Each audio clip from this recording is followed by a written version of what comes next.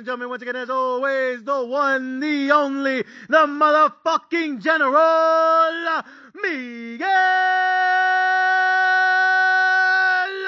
Magallon. And as always, the president, the founder, the CEO of Magallon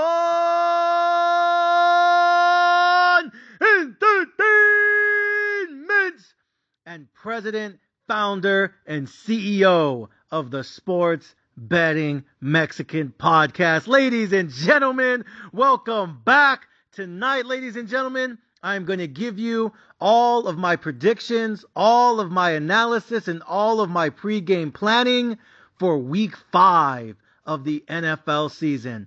Ladies and gentlemen, tonight I'm going to break down every game. I'm going to break down every bet. I'm going to give you all of my predictions and analysis and my planning 100% free, 100% transparent, and 100% documented for the entire world to see. Ladies and gentlemen, every bet, every play, all the planning, 100% free, 100% transparent, and 100% documented. So with that being said, ladies and gentlemen, when the General's about to teach you some shit, when the General's about to educate you on shit, and when the General's about to drop some knowledge in this motherfucker, ladies and gentlemen, you get the pens and the motherfucking pads. And let's get ready to do this. Now, for the thousands in attendance and the millions watching around the world on HBO pay-per-view, ladies and gentlemen, from Mandalay Bay, Las Vegas, let's get ready to rumble! All right, ladies and gentlemen, let's do this. So, let's start breaking down the first game of the week. Thursday night, tomorrow night, football action. We got the Chicago Bears going out there to the nation's capital out there in D.C., playing the Washington Commanders. Commanders -6.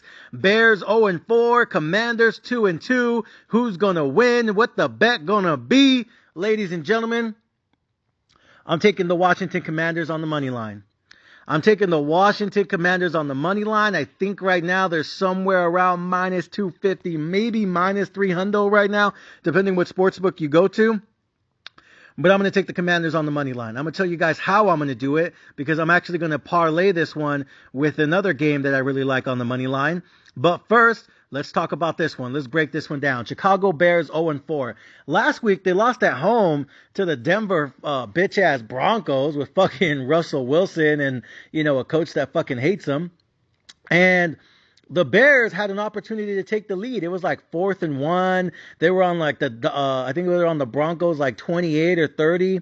And they had the choice between kicking the field goal and taking the lead and basically, letting their defense go back on the field and try to stop Russell Wilson, or going for it on 4th and 1 with like 2.5, 3 minutes left. And if they do that, they can basically kick the field goal and kill the clock simultaneously.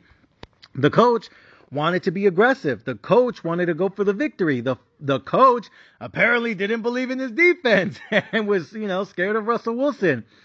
And the coach basically said, nah, let's go for it here and let's try to win this thing. Let's go for it on 4th and 1 or 4th and 2, whatever. And when they went for it, I think what really pissed people off is that they just ran it straight through the middle, and they didn't at least try to do a quarterback sneak with Justin Fields.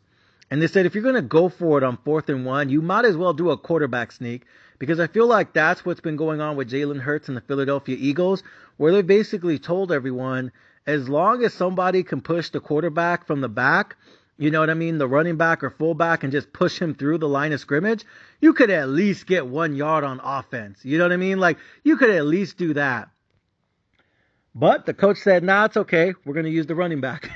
And they handed off to the running back. He got stopped at the line of scrimmage, did not gain that 1 yard to get the first down. Russell Wilson and the Broncos took the ball back, turnover on downs. They went down to the, 30, 40 yard line, kicked the field goal, and they ended up winning the game.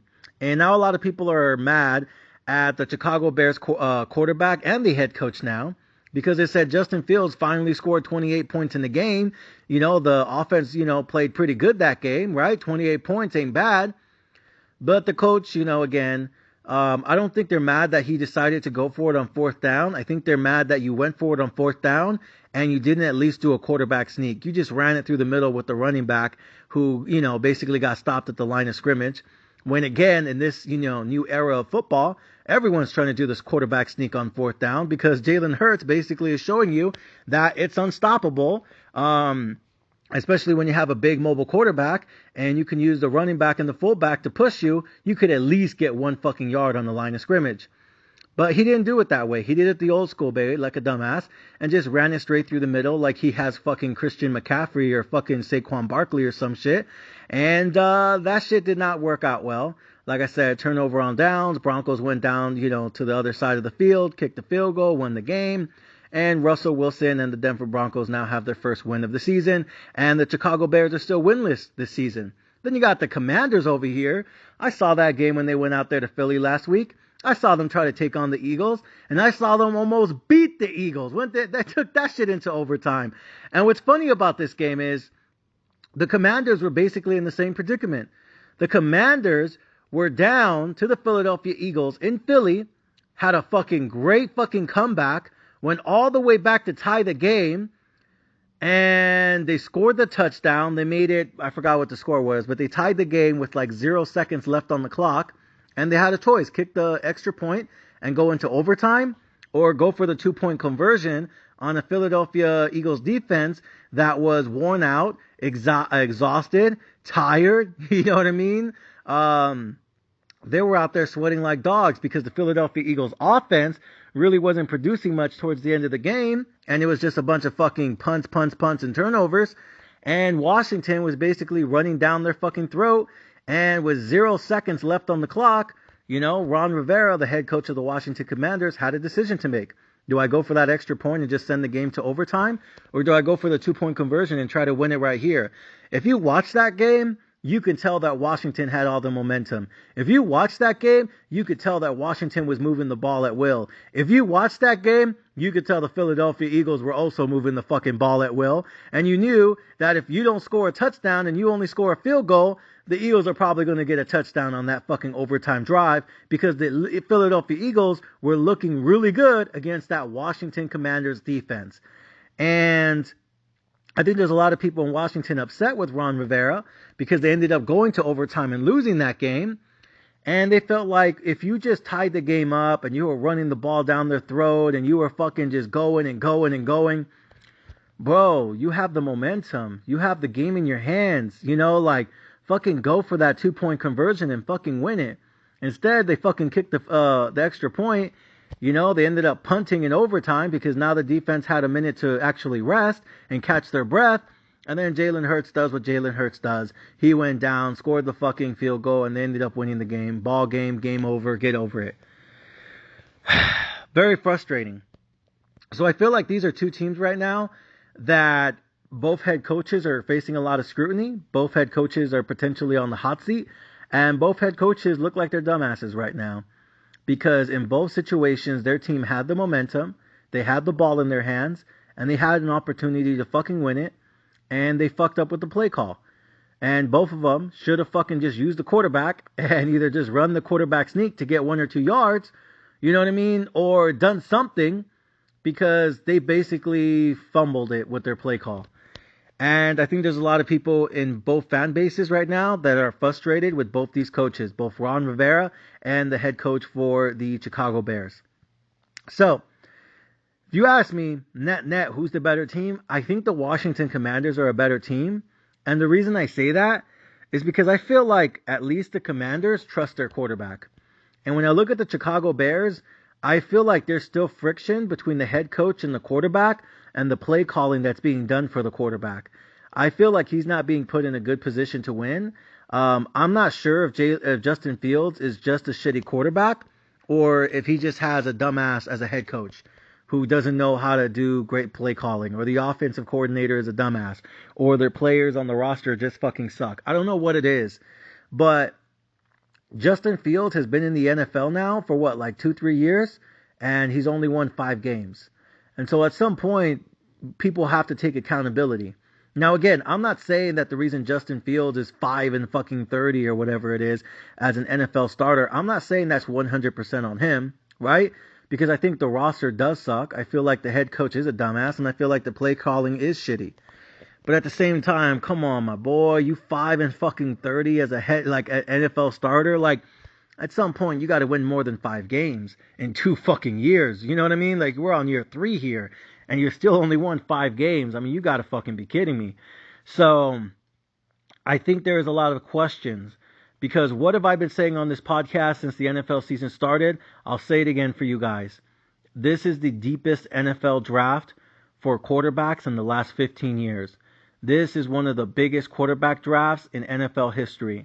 And this is one of the fucking best quarterback drafts I've ever seen in my lifetime, because there's probably going to be anywhere between 6 to 9 quarterbacks that are taken in the first round. It's not just going to be Caleb Williams.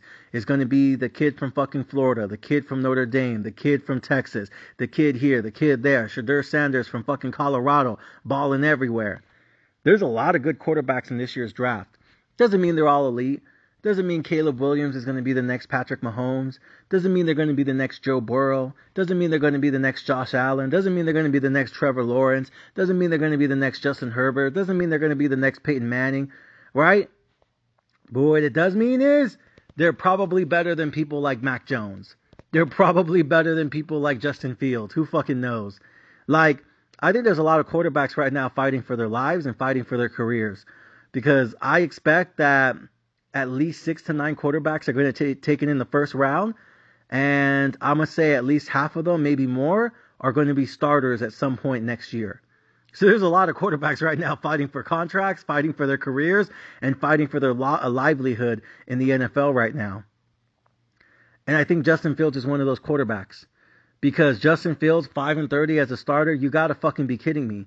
Even if it's not his fault, they're going to use that as an excuse to blame it on him, get rid of him, just like the 49ers did with Trey Lance.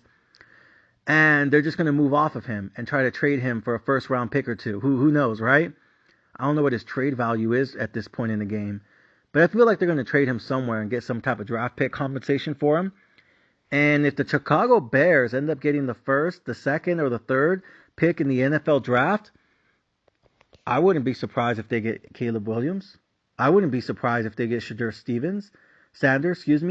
I wouldn't be surprised if they go for a top QB and a top wide receiver, because they also have the Houston Texans draft pick. They also have the Carolina Panthers draft pick. You know what I mean? Like, they have a lot of fucking draft picks right now.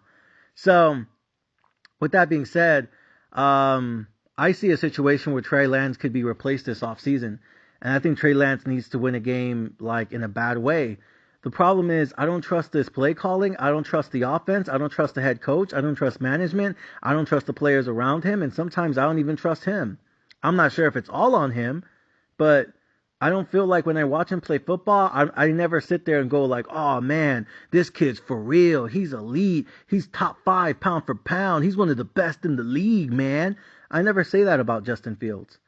And again, I'm not saying it's all on him. Again, the roster sucks, the coach sucks, management sucks, everything sucks. But at the same time, I've never seen anything from him other than the fucking preseason where he gave the ball off fucking 2 yards and the fucking receiver ran at 90. And we all said, oh my God, 90-yard touchdown by Justin Fields. Oh my God, he's amazing. And I was like watching that shit like, bro, why? Because he threw the ball 2 yards and the receiver took off with it? Like, now we're acting like that's all on Justin Fields? Get the fuck out of here. So, again, I'm just not sold on Justin Fields. I'm not saying he's good. I'm not saying he's bad. I'm saying I would not be surprised if the city of Chicago just uses him as a scapegoat to blame him for everything, moves on, trades him away like the Niners did Trey Lance, and get the number 1, number 2, and number 3 overall pick in the draft, and try to hope that that kid ends up being their savior. Who fucking knows? But it's a sad situation out there in Chicago, and I think Justin Fields is mad. I think he's frustrated. I think he's depressed. I think he's dealing with anxiety, and I feel like this organization is just starting to give up on him right now, and give up on their season. Honestly, I think that loss to the Broncos was I think that was a gut punch. I think that was a a nail in the coffin for their season. 0-4, they have no chance of making the playoffs. They're not going to go in a deep playoff run. They're not going to win a fucking Super Bowl. And at this point, everyone's just watching college football in Chicago trying to figure out who the next quarterback of their franchise is. And I know that's sad, and I know that's fucked up for Justin Fields, but I'm here to tell you, they're going to use him as a scapegoat. Whether it's right or not, whether it's fair or not, he is going to be the scapegoat this offseason. They'll trade him for a fucking bag of chips, some hot chocolate, and they're going to move on, draft a Caleb Williams or somebody else, and hope that he can, help turn around things. Even though, again, it's not fixing the root cause of the issue, right? Similar to the Federal Reserve out here raising interest rates, even though it's not really, addressing the root cause of the issue, right? Same thing here. I feel like the Bears are not addressing the root cause. This offensive line is trash. The wide receivers are not elite. The defense is not the fucking 1985 Bears defense. The head coach is a dumbass. The offensive play calling is fucking moronic. And the organization is cheap with it when it comes to offseason acquisitions. That's the real fucking, root cause of this issue. So for me, just looking at it outside looking in, I feel bad for Justin Fields. I feel like this is a shitty situation to be in, and I feel like the Commanders are going to win this game on Thursday night, because after watching that game against the Philadelphia Eagles, again, I know people want to blame Ron Rivera, but one thing I will say watching that game, the Commanders got some dog in them. The Commanders don't fucking quit. The Commanders don't lay down like bitches. The Commanders aren't playing weak. The Commanders aren't fucking soft. They play physical football. The Commanders want to actually fucking win. And they actually believe and trust their fucking quarterback. So, we'll see what happens. Again, they are 2-2. But the thing about the Washington Commanders, let me pull up their schedule real quick because I want to check something. Because I feel like the only teams the Commanders have lost to are elite teams. Because look at this out. To start the season, the Commanders go 2-0. They beat the Arizona Cardinals 20-16. And they beat the Denver Broncos 35-33. So basically a 2-point win and a 4-point win against two really bad teams, the Broncos and the Cardinals, right? They beat the Cardinals by 4 points, beat the Denver Broncos by 2 points. They're 2-0. They beat the bad teams, barely, but they beat them. And then they played two really good teams. They played the Buffalo Bills, and they got fucking stomped out at home, 37-3. And then they took it to the Philadelphia Eagles, but they lost 34-31. Excuse me. So the two teams that they were supposed to beat, who were shitty teams, they beat. And the two teams that were good teams, that they were probably going to lose to anyways, they ended up losing to. Again, they got blown out by Buffalo, but they fucking gave it to the Eagles, right? So I look at that record and I say 2-2. Okay, you're 2-0 versus the bad teams and 0-2 versus the good teams. Maybe that's what you're supposed to be. Because honestly, I think Washington's kind of a mediocre to average team. I don't think they're elite. I don't think they're top 10. I don't think they're top 15. I think they're probably around 16, 17. But they do what they're supposed to do. They beat the two really bad teams and they lose to the two really good teams. I look at the Chicago Bears and I think they're the absolute fucking worst team. So in this situation, I got Washington on the money line with the parlay. And I think the Commanders are going to lose. I think they're going to lose a lot of games this season. August 14th was the last time the Chicago Bears won a game. It's almost been 1 year since they won a fucking football game. I think they're going to lose every game until August 14th. And I think once they get closer to that 1 year anniversary of them actually winning a fucking football game, I think the pressure is going to mount. I think the humiliation is just going to skyrocket, especially on social media. Because all these football players, they all fucking care about the gram, even though they pretend like they don't and they act like they don't, but they really do.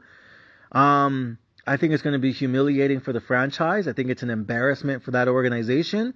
And I think there's going to be massive pressure around their fan base to fire the head coach, get rid of the quarterback, get a new offensive play caller, a new defensive coordinator, and potentially figure out what we do with management from the top down. This offseason, I think they're going to clear that entire locker room away. They're going to get rid of half the roster. They're going to blame Justin Fields for everything. They're going to let go of the head coach. They're going to fire the offensive coordinator. They're going to kick out the defensive coordinator. They're going to get potentially a new general manager. They're going to draft a brand new quarterback. They're going to hopefully spend some money in free agency, although I don't think they will because that owner's cheap with it. And they're going to hope that Caleb Williams or whoever comes into town is good enough to turn around that franchise with a new head coach, a new DC, a new OC, and a new fucking player locker room. And we'll see how that goes. I don't think that's the way you should do it, but I think that's the way they're going to do it. And so We'll see what happens to Justin Fields this offseason, but I do not expect him to be the starting quarterback for the Chicago Bears next year.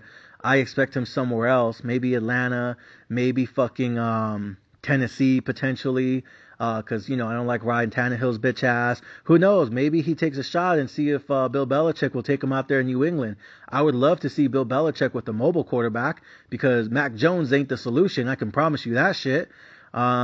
Maybe he goes to the Jets and tries to back up Aaron Rodgers because apparently Zach Wilson's, this bitch can't do it either. Who knows? Maybe they go somewhere like Cincinnati because Joe Burrow's always getting fucking injured because they can never fix that offensive line. So maybe he goes out there to Cincinnati and says, hey, I'll back up Joe Burrow. And if he ends up getting injured again next year, I could potentially have a, chance to play. Who knows? Maybe they go up there to Cleveland. Deshaun Watson, this motherfucker, he might get suspended again. Who knows, right? He's fucking playing like heart garbage these days too. So Justin Fields has some options. Again, maybe he goes to LA because it's not like Matthew Stafford's going to play for another 10 years. Eventually, they're going to have to replace his bitch ass too one day. He's getting old. You got Arizona. Obviously, they're tanking for Caleb Williams, but that might be a good landing spot.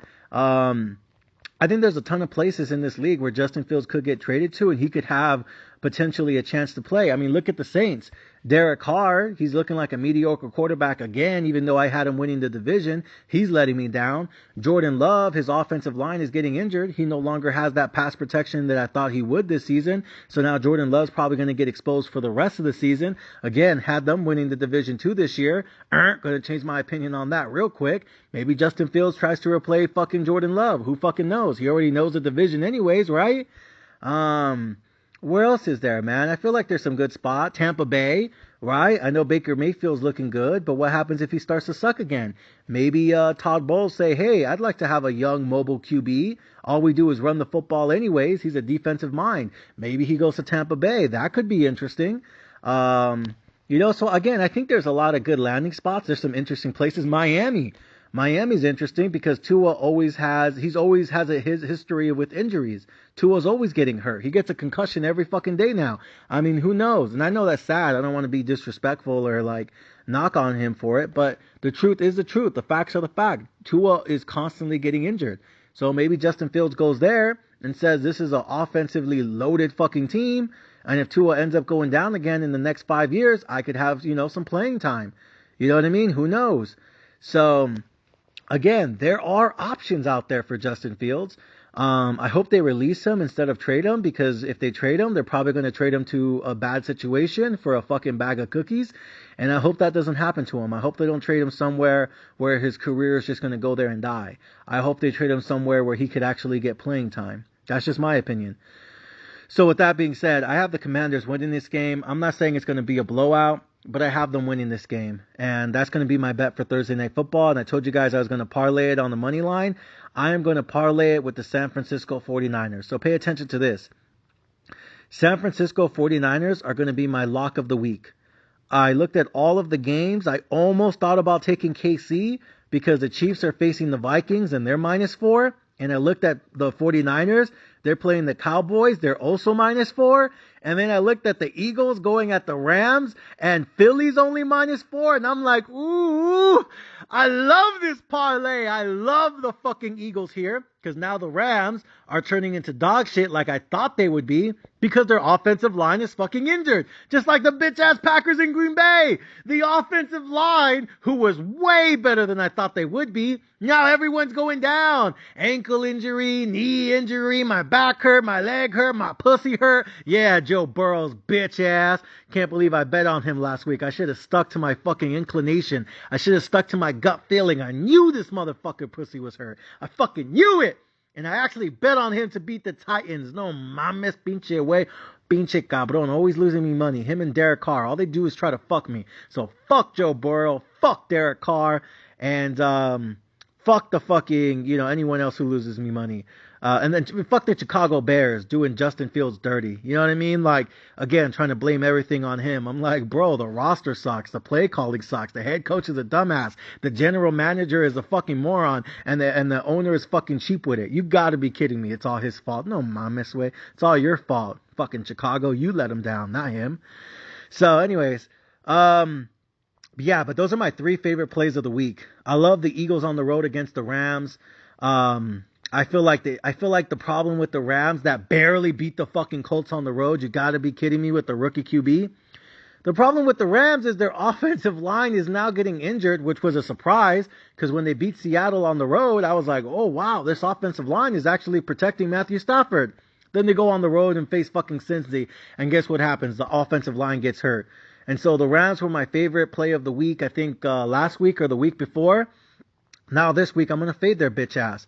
Because now that the offensive line is hurt, and I get it, Cooper Kupp is supposed to be coming back from injury, but I don't think he's going to play in this game. So I'm going to take the Philadelphia Eagles. It wouldn't be surprised if the Rams fuck me if Cooper Kupp does end up playing, because I do think he is a game changer. But with the shitty offensive line, I got to take the Eagles. Again, wouldn't be surprised if the Rams win. We'll see what happens with Cooper Kupp. That could be the game changer. But I'm going to take the fucking Eagles because I love their defensive line. And with a shitty offensive line now that's injured, I feel like the Rams will probably lose this game. But again, I do think Cooper Kupp could be a difference maker. On the other side, it's fucking Kansas City Chiefs on the road against the Minnesota Vikings in prime time. You gotta fucking be kidding me. The only person worse than fucking Daniel Jones in prime time is fucking Kirk Cousins' bitch ass. So I think Kirk Cousins is probably going to score at least 21 points. It could be a high scoring game. I give the Vikings a chance to score at least 14 to 21. But I think the Chiefs are going to score 35 on that ass, especially if T Swift is back in the fucking building because everyone's obsessed with her. Oh my God, Taylor Swift is dating fucking Travis Kelce. Like, oh my God. Fucking pinche pendejas. Okay, whatever. You know how the media is over white girls. Man, remember how much they used to idolize Britney Spears? Get the fuck out of here. So with that being said, I like the Chiefs on the money line as well. I thought about taking them on the -4. I'm not going to lie. That -4 does look tempting, but I'm just going to do this on money lines. I'll take the Eagles on the money line. I take the Chiefs on the money line, and I take the San Francisco motherfucking 49ers on the money line, bitch. I love the Niners in this situation. Fuck Dak Prescott. Fuck Jerry Jones. And fuck the Dallas Cowboys offense. But I fuck with the defense. Defense is really good, but no Trayvon Diggs. I feel like these last couple of weeks, man. I know the Patriots fucking suck. Don't get me started on Mac Jones's dumbass.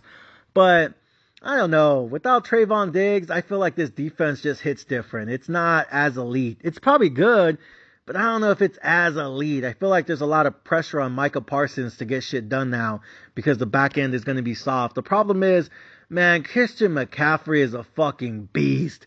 Christian McCaffrey is a fucking dog. Christian McCaffrey is fucking bringing it, man. I have him as MVP in my polling, man. Christian McCaffrey, man, he's it. He's the one. He's him, America. I fucking love Christian McCaffrey. This motherfucker is showing up. He is elite. I think he has the potential to reset the running back market. Because if this team ends up going something stupid like 17-0 and they win the Super Bowl, sheesh, this motherfucker about to get paid, America. He about to get paid. So with that being said, yeah, I got the San Francisco 49ers, I got the Kansas City Chiefs, and I got the Philadelphia Eagles all on the money line. I'm probably going to put that on one ticket. I'm probably going to put like $200-300, maybe $400 on a ticket that has Philly, Chiefs, and Niners on that motherfucker. I think that's going to be, those three games are my favorite games of the week, but the San Francisco 49ers on the money line is my play of the week. So with that being said, going back to Thursday Night Football, that's what I'm going to do. I'm going to take Commanders on the fucking money line and parlay it with the San Francisco 49ers. Now, heads up before we move on. I'm probably going to parlay a lot of games on the money line and parlay it with San Francisco on the money line. Now, I want to tell you guys this first. I'm going to probably release a video tomorrow when I head out to the sportsbook. I'm probably going to go to the sportsbook tomorrow morning to play that Thursday Night Football game, but I'm probably going to parlay almost everything with San Francisco 49ers on the money line, and then I'm going to buy some insurance on the side. Kind of like we did 2 weeks ago. Remember that shit? Where I had insurance on the Dallas Cowboys, but I also had insurance on the Philadelphia Eagles. Remember that shit? I'm probably going to do the same thing. If you guys aren't familiar with it, stand by for my next video. On my next video, because I'm going to go to the sportsbook on Thursday morning, or maybe Thursday afternoon before kickoff, and I'm going to show you guys all my tickets, but I'm going to take some insurance on the San Francisco 49ers. My insurance is, I'm going to bet San Francisco 49ers and parlay it with everything that I love this weekend. And then my insurance policy, just in case it doesn't work out, is I'm going to take the Dallas Cowboys on the money line, and I'm going to parlay it with the over. Now, the reason I think this is a great insurance bet is because right now, the under-over on the San Francisco 49er game against the Dallas Cowboys on Sunday night, the over-under is around 45. The San Francisco 49ers have scored 30 points or more in like 6 or 7 consecutive games. I don't remember the last time they didn't score 30 points. I think it was when they only scored like 28 once. San Francisco 49ers, with a healthy Brock Purdy and a healthy Christian McCaffrey, is almost fucking unstoppable right now. And I understand the Dallas Cowboys defense is good when they played them in the playoffs. I think they held the 49ers to only 21 or 22 points. But they still score 21 or 22 points. And now Christian McCaffrey is more familiar with the playbook. Brock Purdy is more understanding of the play calling. The offensive line is still good. The defense is still strong. The offense is still elite. Kittle's there. Ayuk is there. Debo's fucking there. Like, everyone is fully healthy for the most part. That defense is still top 5 in my opinion. And they run the ball like nobody's business right now. And without Trayvon Diggs on defense, and I do think that is going to be a difference maker, I see a situation where in order for Dak Prescott to get the victory and actually beat the San Francisco 49ers for once in his fucking life, in order for that to happen, he's going to have to score at least 30, and the defense is going to have to hold Brock Purdy to probably 21 again.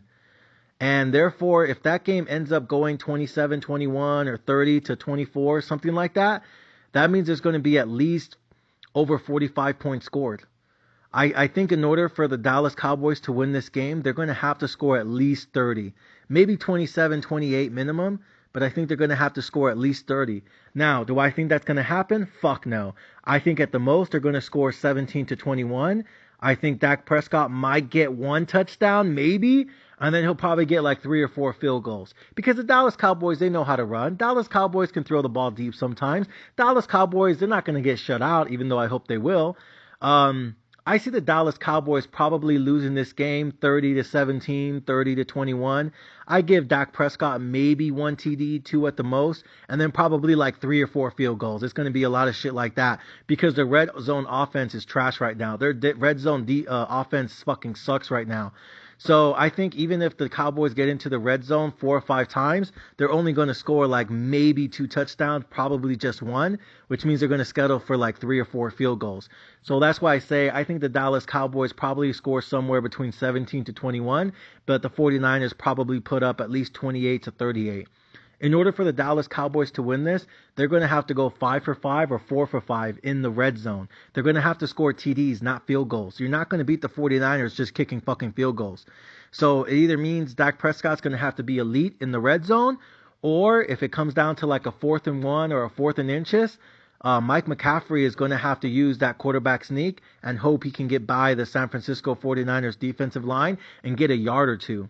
Because if it's 4th and 1 and you're on the 5-yard line, you can't kick a field goal against San Francisco 49ers and expect to beat them at the end of the game. You cannot beat the 49ers just kicking field goals. You're going to have to go for it on 4th and 1 and 4th and inches. Otherwise, field goals are going to kill you and they're going to cost you this game. So for me, either Dak Prescott's going to have to show up and score 4 to 5 TDs on the red zone, or, because I don't think the 49ers are going to give up anything deep, so you're going to have to be elite in the red zone, or you're going to have to be aggressive on 4th and 1 and 4th and inches. So for me, I think the 49ers, no matter what, are going to score probably 27, 28 minimum, and I can see them scoring up to 38, which means the Dallas Cowboys, if you only score 17, 21, you're going to lose this shit.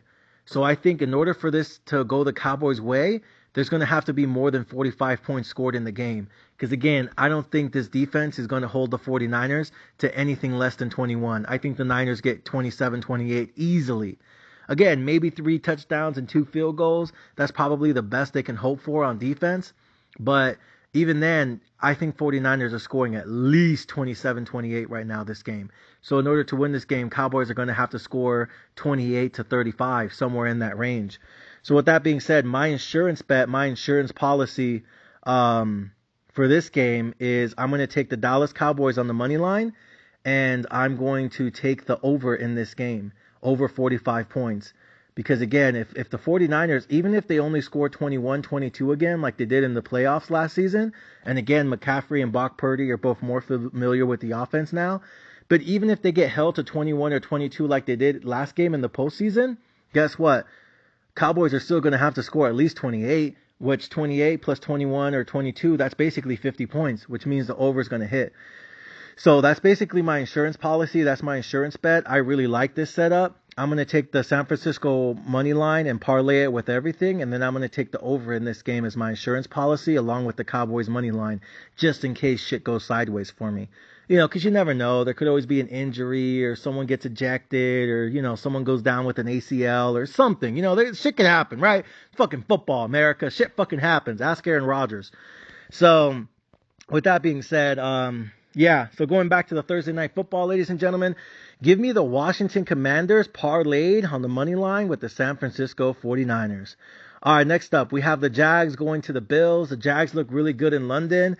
Buffalo Bills look fucking elite, like the number 1 seed against the Miami Dolphins.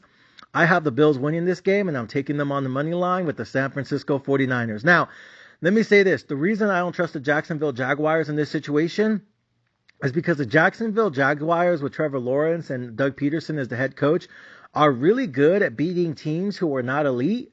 But every time they play somebody like the Dolphins or the Kansas City Chiefs or the Buffalo Bills, every time they actually play an elite team, a really good team, not the Chargers who give up a 28-point lead in the playoffs, but when they play an actual elite team like the Chiefs or the Bills or the Bengals or something like that, for some reason they always fold under pressure.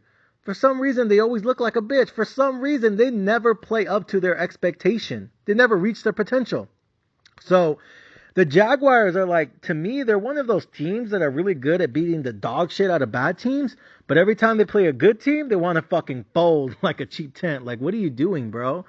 So I like the Buffalo Bills in this situation. They got all the momentum. They're fucking hyped up. They just destroyed the fucking Miami Dolphins at home.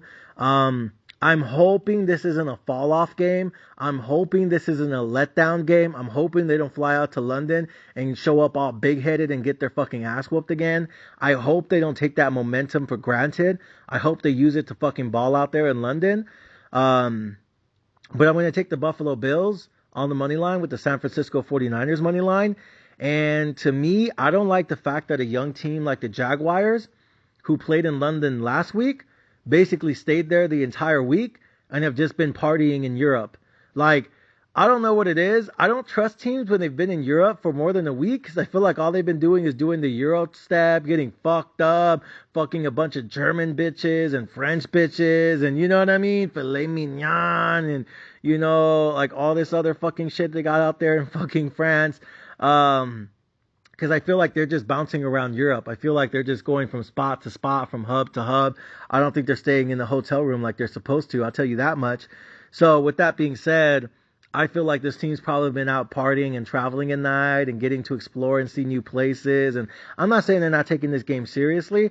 It's just I don't trust young players who are 21, 22, 23, 24-year-old millionaires who, you know what I mean, or even the veterans who are fucking 35, 40, who left their wives back home and now they're in Europe with all this money, probably piping down bitches in all the fucking hotel rooms.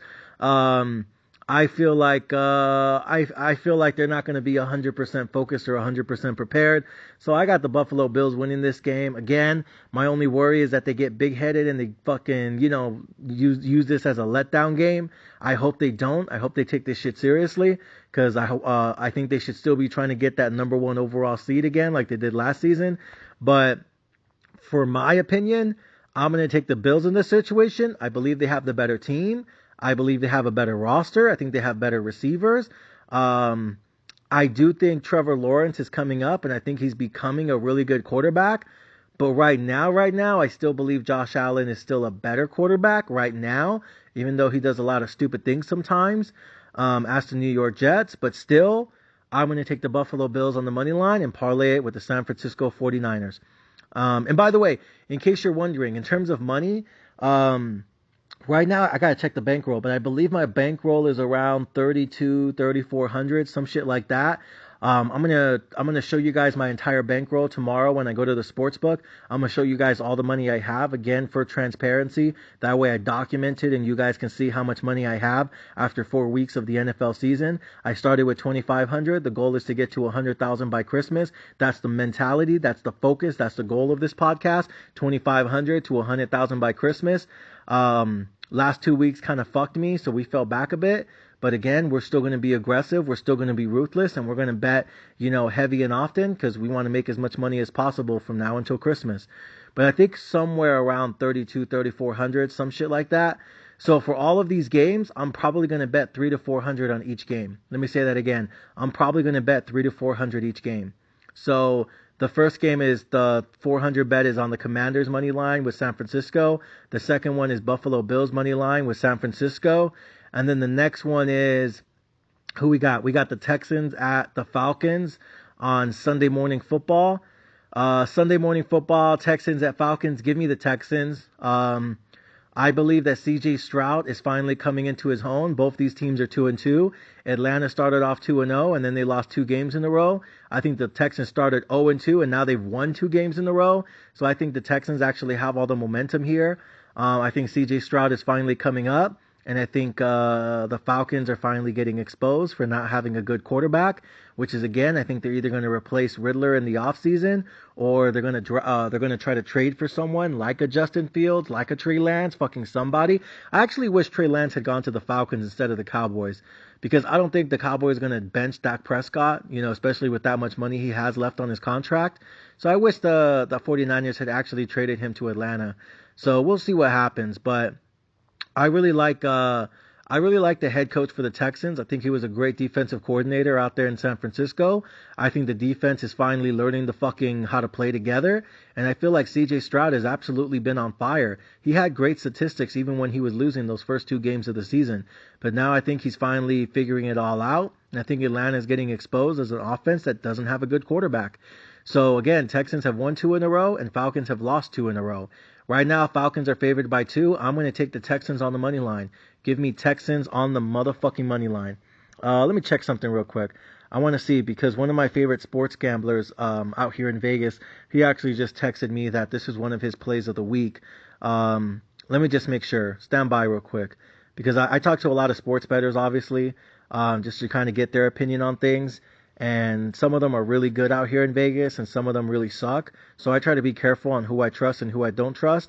And yeah, the guy that I trust out here in Vegas, one of the guys I trust out here in Vegas, he says he's putting 15% of his bankroll on the Texans on the money line. He really likes this as his one of his plays of the week as well. So with that being said, yeah, I'm going to take the Texans on the money line.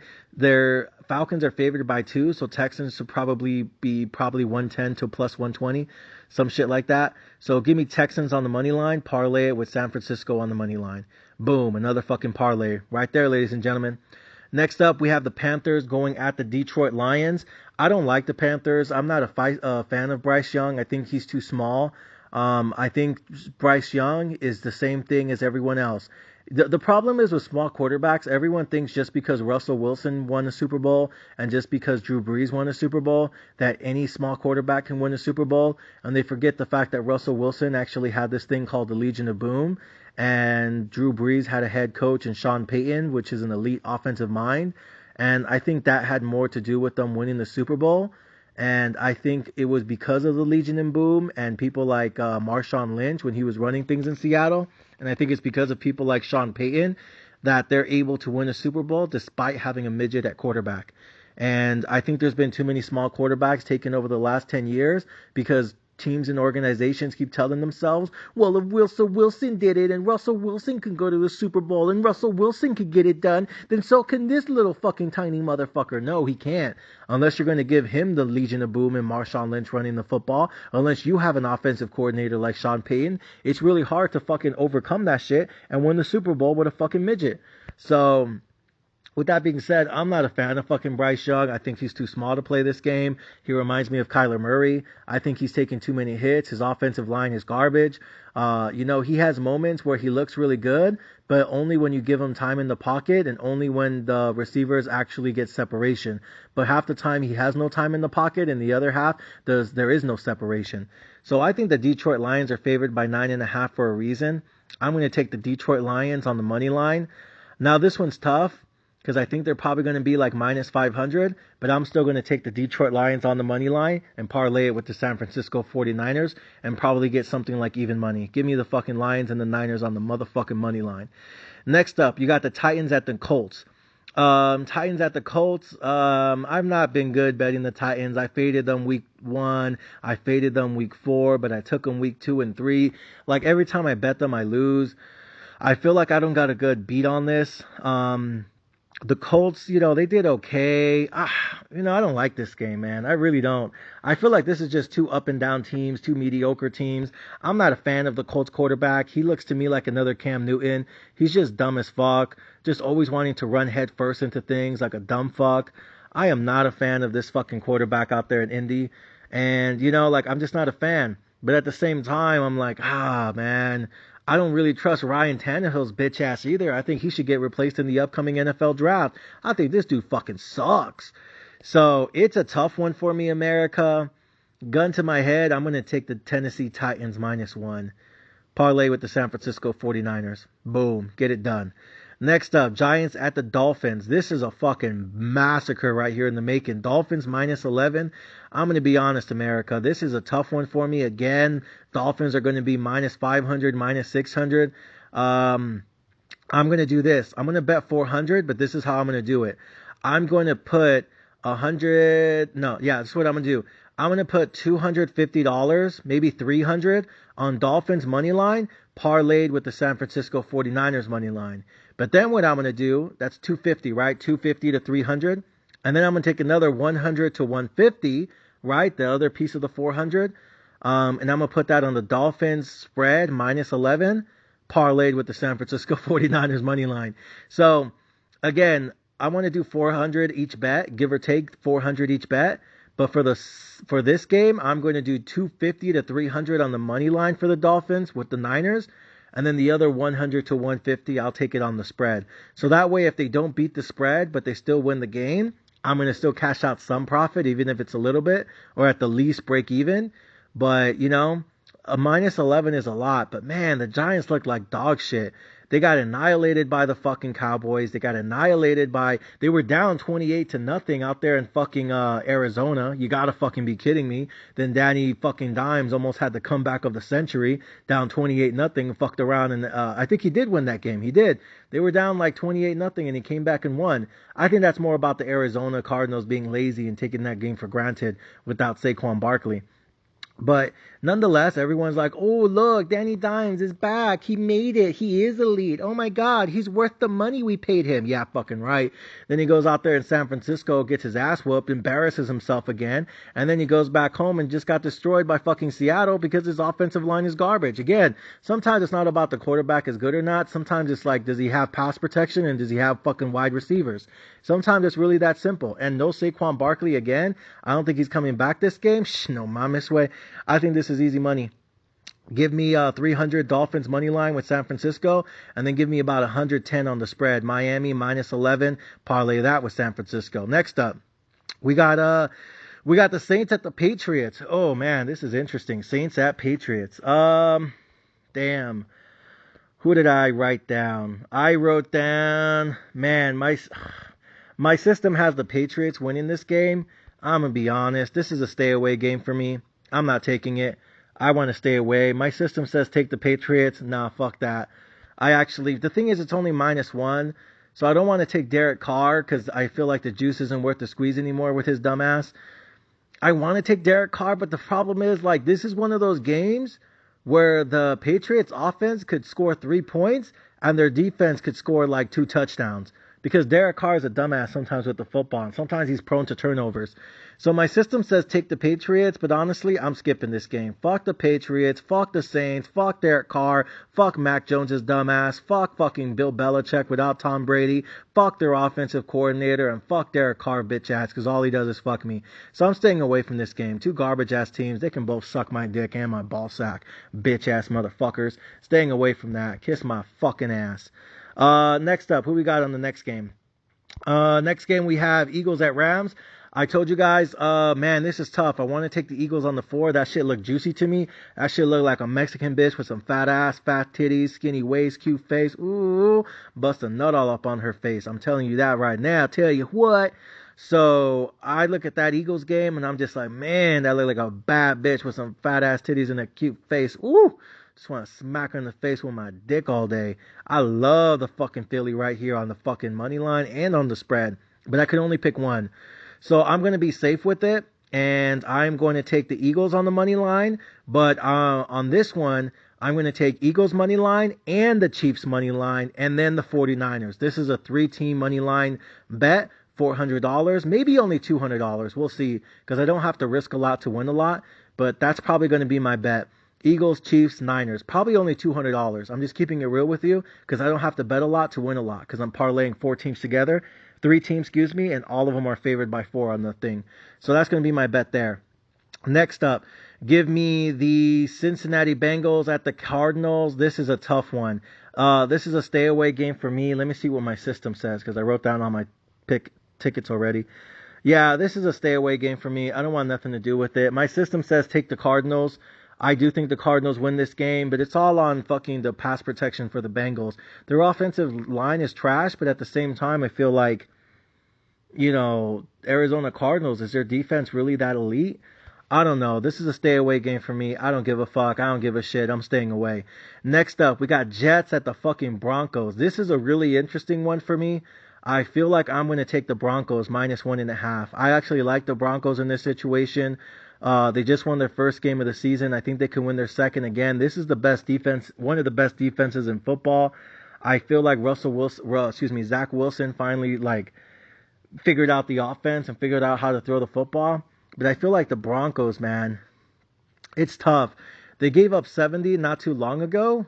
And then last week, was that the game last week? But then, yeah, and then their defense still gave up 28 to the fucking Bears. So I feel like Zach Wilson should be able to score some touchdowns. This defense is not elite. Broncos defense is no longer elite, but it's tough because the Jets defense definitely is elite. So even though the Broncos defense isn't elite and the Jets defense is, I feel like the Broncos offense is a little bit more coordinated. Let me see. How many points has the offense been putting up? Because I remember week 1, their offense was kind of dog shit. Week 1, they only scored 16 points, but week 2, they scored 33. Then the next week against the Dolphins, they only did 20. And then the next week after that, they put up 28 against the Bears, and their defense isn't that elite because, the Chiefs put up 45 on that ass. But, man, the Jets defense is really good. Man, this is a tough one. I guess my worry is that Russell Wilson has a bunch of turnovers and has a bunch of fucking picks, and the Jets fucking take advantage of it. Because I don't think Zach Wilson's going to turn over the ball. Not in this game. Because that Broncos defense is not that elite. It's not what it once used to be when Von Miller was out there running things. So from my perspective, this could be a stay away game. My system says it really likes the Jets. I do too. I might just have to stay away from this one. Fuck, man. I don't want to stay away from too many games because, I want to bet every single game. Not because I want to, but because, my system says, bet every single game that we have big leans on. And net, we're going to win like 12 games every week, minimum. So it's a tough one. But, man, my system says it really likes the Jets here a lot. I'm not going to lie. I kind of do too. I feel like the Jets defense can get some picks, can get some interceptions, can get some fucking fumbles. But at the same time, I feel like the Broncos offense is finally clicking and actually understanding things. But it only looks that way because they're playing teams with bad defenses, like the fucking Chicago Bears or Washington, which, they got some dogs, but they be giving up yards too. So that is tough. My defense likes the Jets, and my system likes the Jets, but my system also likes the fucking. Didn't it say it liked the fucking Cardinals as well. Let me look. Yeah, it also likes the Cardinals. So that's a tough one. Those are two games for me where I'm just kind of like, I don't know, bro, you know? So I might just stay away from both of those games. There's probably going to be 4 games I stay away from. I'm going to stay away from that Bengals-Cardinals game. I'm going to stay away from the Jets-Broncos games. But again, I'm going to give you my leans. My leans is to take the Cardinals, and my lean is to take the Jets. I'm also staying away from the Saints versus the Patriots. My system likes the Patriots. And then my system also says to take the Titans on the road against the Colts. I probably will take that game, though. I'll take the Titans there. So, yeah, so 3 games I'm staying away from so far. Those are the 3. It's the Bengals and Cardinals, it's the Jets and the Broncos, and it's the fucking, and it's the Saints at the Patriots. So we'll see how it all plays out. We'll see how it all unfolds. We'll see what's up. But anyway, so that's that, guys. And then, obviously, last but not least, these last 2 or 3 games, Chiefs at Vikings. I'll take so earlier I told you guys I'm going to take Eagles, Chiefs, and 49ers money line. I'm going to also take Chiefs and Niners money line separate. So I have a 2-team parlay and a 3-team parlay. The 3-team parlay is Eagles, Chiefs, Niners. Then the 2-team parlay is Chiefs and Niners. And then Niners, I'm not going to put anything on it other than my insurance bet. And my insurance bet is Cowboys on the money line with the motherfucking over. Because in order for this game to win and go the Cowboys' way, they're going to have to score at least 28. And I don't think you're holding the Niners to anything less than 21, minimum. And if it goes 28-21, that's 49. The over-under is 45. I think no matter what, the Cowboys cannot win this game without at least scoring 28. And I think the Niners, in my opinion, probably score 28 no matter what, maybe 35. But I think at the bare minimum, they score 21. You're not holding the Niners to less than 20. Not with that run game, not with that offensive play calling, and not with fucking Brock Purdy throwing dimes these days, especially with no Trayvon Diggs. But I would argue that if Trayvon Diggs was there, not only would it help the Cowboys' chances of winning, it would also help the Cowboys' chances of hitting the over, because Trayvon Diggs does nothing but get pick sixes. And if he were able to get a pick 6 on Brock Purdy, not only would it help the Cowboys win, but it's going to help with the over. So to me, I look at it from that perspective. But again, I think really it all comes down to the red zone offense, because I think the Cowboys are going to get in the red zone 4 or 5 times. And if he only scores 1 or 2 touchdowns and then scores 3 field goals, they're going to lose that fucking game. You're not being the San Francisco 49ers just kicking field goals. You're going to have to go for it on 4th and 1, and you're going to have to go for it on 4th and inches. And furthermore, I think the 49ers are scoring 21 no matter what. So I think the Cowboys have to score. If they score 24 and they win the game 24-21, that's hitting 45 right there. But I think they're going to have to score 28. That's just my opinion. So, anyways, so that's what I have to say about that. My only bet individually on the 49ers game is the insurance. But I got the 2-team parlay and the 3-team parlay. The 3-team with the Eagles, Chiefs, Niners. The 2-team with the Chiefs and the Niners. By the way, I have been considering taking an insurance bet on the Chiefs Vikings game, and taking the Chiefs also with a bunch of money to win that game. I think if the spread is -4, that means the money line for the Chiefs is probably -200, somewhere around there, maybe -150. The over-under, unfortunately, is 52. I think the thing with this situation is the Vikings defense fucking sucks, and I think Patrick Mahomes is going to score at least 28, which means in order for the Vikings to win this game, they're going to have to put up somewhere between 33 to 35, because I think the Chiefs are going to score at least 28 in this game. I know they didn't look good against the fucking Jets, but that's the Jets. The Vikings defense is motherfucking trash. Let's look at the Vikings teams these last couple games. Their home opener against Baker Mayfield, they gave up 20 points to Baker Mayfield. That's Baker Mayfield. Now, I get it. He got fucking, Chris Godwin and fucking Mike Evans. But, bro, that's fucking Baker Mayfield. Get the fuck on. You know what I mean? We're talking about Patrick Mahomes. Then to Philadelphia Eagles, who is more of a run team these days than it is a passing team, they gave up 34 to fucking Philly. Then they play against the Chargers with a dumbass and head coach in Stanley. And, they gave up fucking 28 to the fucking Chargers, right? And then last week, they still gave up 13 to fucking Bryce Young and his bitch ass. Come on, rookie QB, and you still gave up 13? That is not an elite defense. Patrick Mahomes is going to score 28 no matter what. By the way, look at the Chiefs' last couple games. Take away week 1 because they didn't have Travis Kelce, And week after that, they scored 17 on Jacksonville. Okay, not great, but not bad, right? First week back, got Chris Jones back, got Travis Kelce back. They're figuring things out. Then the next week, they put 41 up on Chicago with a bad defense, similar to the Vikings in my opinion.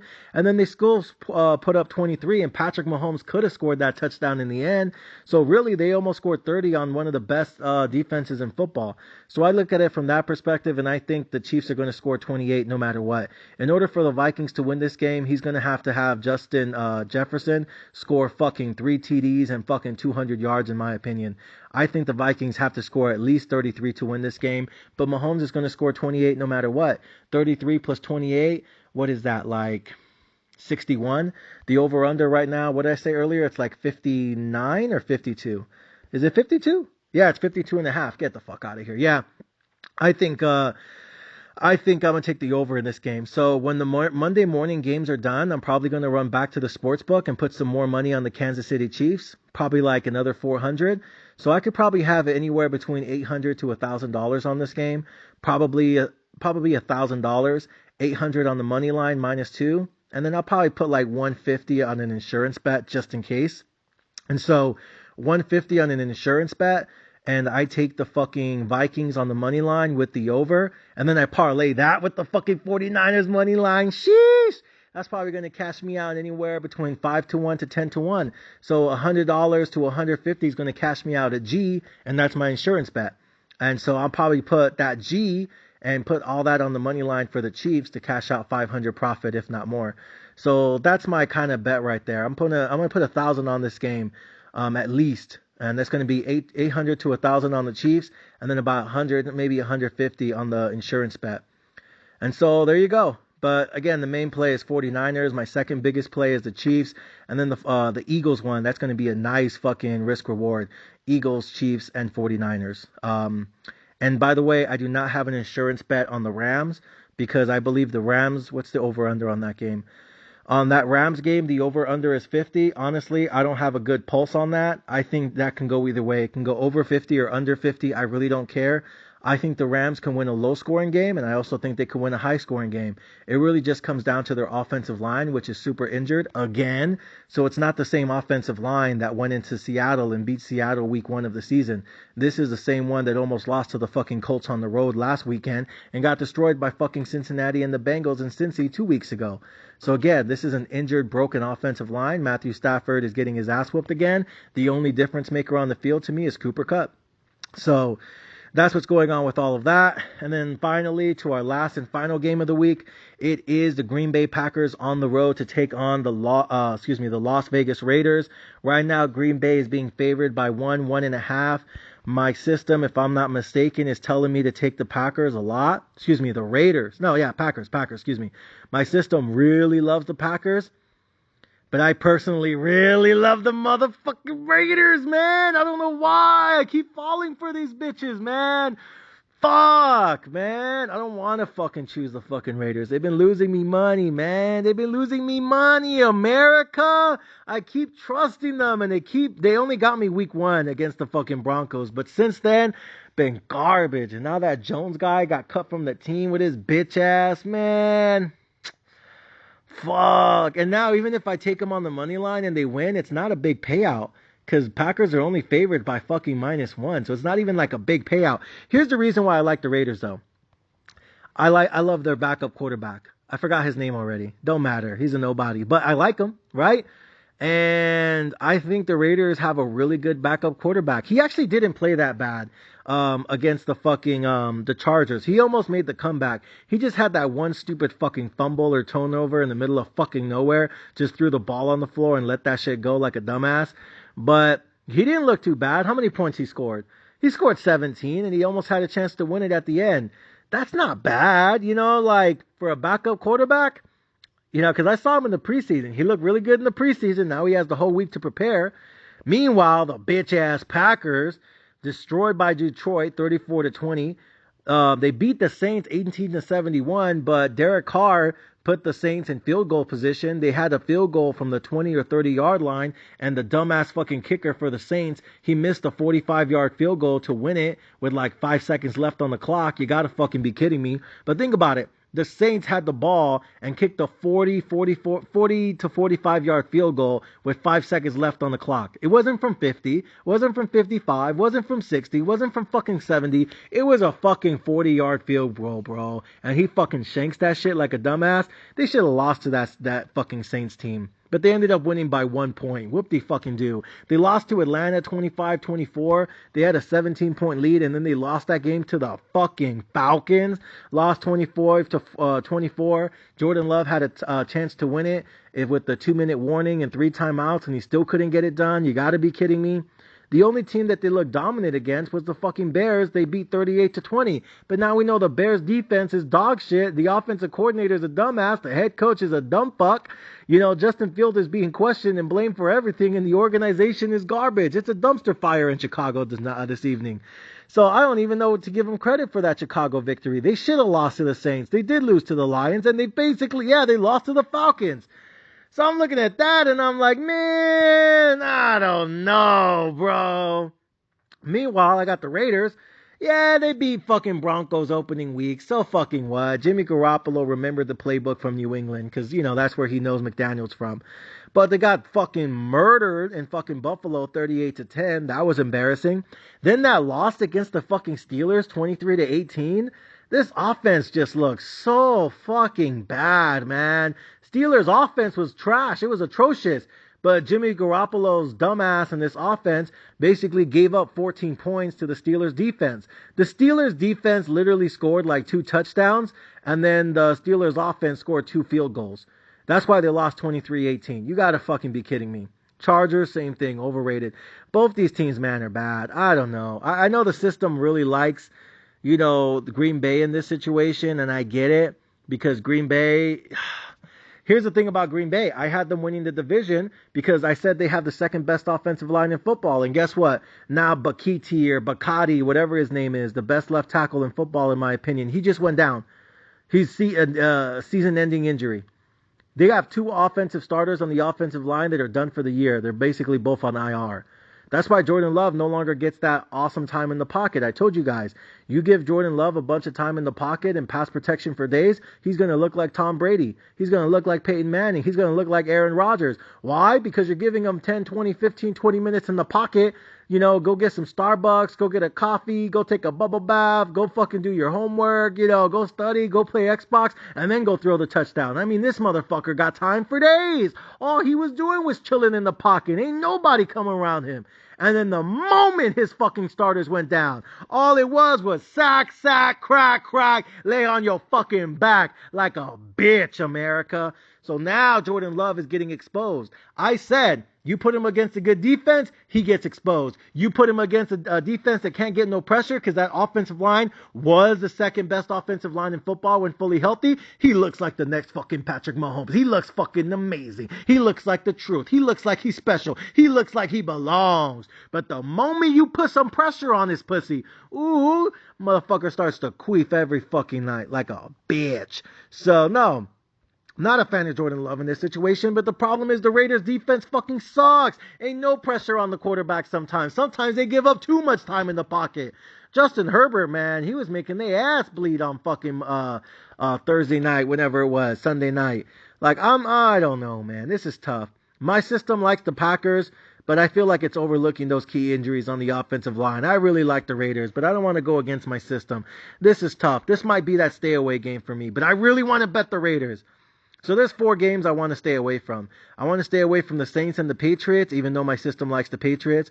It wants to stay away from the Jets. I want to stay away from the Jets and Broncos, but the system loves the fucking, it loves the Jets, actually. I think that's what I said. And then, what was the other game?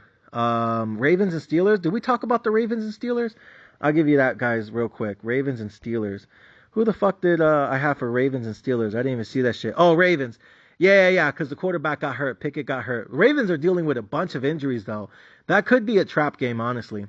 Honestly, like, man, what's the spread on that fucking Ravens game? Because, yeah, I get it. Pickett's hurt. I don't know who the backup QB is, but fuck, Baltimore dealing with a lot of injuries, too. Fuck it. It likes the Ravens. I'm going to take Lamar Jackson, mobile QB. I get it. Ravens fucking defense is elite. Ravens fucking offense is fucking injured everywhere. We'll see how things play out. But Lamar Jackson can still run. He can still run for a touchdown. We'll see. I don't know who the backup quarterback is for the Steelers. So remember I told you guys earlier I'm going to have fucking these parlays where I'm going to have the 3-team parlay is Eagles, Chiefs, 49ers. And then I'm going to have Chiefs and 49ers. And then on 49ers, I'm going to have the insurance bet. I also have an insurance bet on the Chiefs too. I'm going to have a 4-team parlay. Here's the 4-1 that I like. And this is just me. The 4-team parlay is going to be the Ravens. It's going to be the Chiefs. It's going to be the Eagles. And it's going to be the Niners. That's the 4-team parlay. So if the Eagles or the Chiefs or anybody doesn't get it done, the ticket's going to lose. So this is going to be a small ticket, probably $100. Ravens money line, Chiefs money line, Eagles money line, Niners money line. And that's going to be for about $100. But on the other side of things, I'm also going to take a 5-team money line, and that's going to be the Dolphins money line with the Ravens money line, with the Eagles money line, with the Chiefs money line, and with the 49ers money line. So we'll have a 5-team parlay, a 4-team parlay, a 3-team parlay, a 2-team parlay, and then everything on the money line for the Niners with the insurance bet, Dallas Cowboys and the over. And I will have a small insurance bet also on the Chiefs, and I'm going to take the Vikings money line and the over. Because again, in order for those two teams to pull off the upset, it has to be the over, because they're going to have to score 30 points each. Because you're not going to hold the Chiefs or the Niners to under 21 or under 28, in my opinion. Not with those fucking defenses. And then last but not least, Monday Night Football. My system loves the Packer, and the only time I'm going against them this week is I'm taking the fucking Raiders on the money line, plus 100, even fucking money. And I'm going to just take them by themselves. Other than that, ladies and gentlemen, that's all my bets for the week. I am going to be playing Saturday football as well. Deion Sanders, Colorado. I believe Colorado is... I forgot who they're playing. I don't give a fuck. I'm taking Colorado all year this season. Colorado, I think, is -5. I think they're playing Stanford or Arizona or some shit like that. Give me Colorado on the money line. I think they're -5. So that money line is probably going to be around -200, some shit like that. Give me Colorado money line -5 with San Francisco money line on the -4. I'm going to take them both there, and I'm going to put 400 on that to probably win 400. Give me Colorado money line with San Francisco 49ers money line. Give me Colorado money line with San Francisco 49ers motherfucking money line. Ladies and gentlemen, these are all my bets. These are all my plays. This is all my predictions. These are all my thinking. Again, I'm going to go to the sportsbook tomorrow, hit them up, see what's up. I'm going to pull up like always. What up, what up, what up? Lay my fucking dick down, put my fucking nutsack on the table, put my money up to bet, 400 on everything except those big money line parlays. I'll probably only do like 100 or 200 on those because I don't have to risk a lot to win a lot. But I really like those games. I hope you guys like all this. Again, it's all free, 100% transparent, 100% documented. You guys know what it is. If you guys have any questions, any concerns, you guys want to hit me up or ask me about something, go ahead and drop something in the comment section. I don't mind. Again, I'm just giving you guys my thinking for free, my planning, my picks, my transparency. My goal is to be the most transparent sports bettor of all time. I want to show you guys all my tickets, all my plays, all my thinking, pull up to the book, leave the book. I want to do all that shit. And I want to be the guy that says I took a small bankroll of 2,500 and ran it up to 100,000 by Christmas. You know, again, I only started with 2,500. I didn't start with too much money because I told you guys when we started this season, some people were telling me in my life, bro, you should sell like 1 or 2 Bitcoins and like start off with like 25 and 50 G's and then run that shit up to like 1 million, bro. And I'm like, yeah, but if I start off with 25 or 50 G's, then they're going to be talking shit on the comments being like, oh, it must be easy to get to the finish line when you started halfway there. You already had a lead when the race started. Oh yeah, good job, bro. You know what I mean? Like, because that's the thing when you say, oh, I'm going to take this and run it to 1 million. Because I saw one dude, a sports handicapper, before the season started said, you know, I'm going to cash out $1 million betting on football. And then they were like, oh, how much is your bankroll? And he said, oh, I'm starting with 500,000. And everyone's like, come on, bro. You started with 500K, bro. Talking about I'm going to cash out $1 million. Like, bro, you're literally halfway there. You're the definition of halfway through the marathon when it started. Get the fuck out of here. You know, so, and I don't want to knock on it. Having $500,000 to start off a fucking season, that is impressive. He must be doing something right. He can't be a complete dumbass. But at the same time, you can't really like stunt like that or show off like that and say you're an elite sports handicapper. just because you started with 500,000, because we don't know how you made the 500,000. You know, like what you doing out here on OnlyFans, selling your fucking dick and pussy? Are you fucking selling fentanyl on the street? Are you a narco corrido? Are you a fucking software engineer? Do you be working at Tesla? Are you in real estate? Are you a home flipper? Like, how'd you make that 500,000? If anything, I care less about your sports picks and I care more about your fucking life management. What are you doing to make that kind of money where you can just drop 500,000 on a bankroll like it's nothing? Like, I care more about that part of your life than I do about sports handicapping, because you didn't make that 500,000 sports handicapping. You did it doing something else in your life. So that's actually what's more interesting to me, not the sports handicapping, because I don't know if you're good or not. Just because you start with 500,000 doesn't mean you're good at it. It just means you're good at something else that allowed you to have that kind of money to start with. So that's why I didn't want to start off with too much, and I didn't want to start off with too little. I wanted to start off with something right, something, 2,500 to 100,000. That makes sense to me. That sounds good to me. Not too much, not too little, just enough for you guys to follow. Right now I'm at around 35, and I promise you guys, I'm going to finish this week off right at least 5 G's minimum. So with that being said, ladies and gentlemen, thank you guys for listening. Thank you guys for watching. Thank you guys for subscribing. I'll see you guys tomorrow.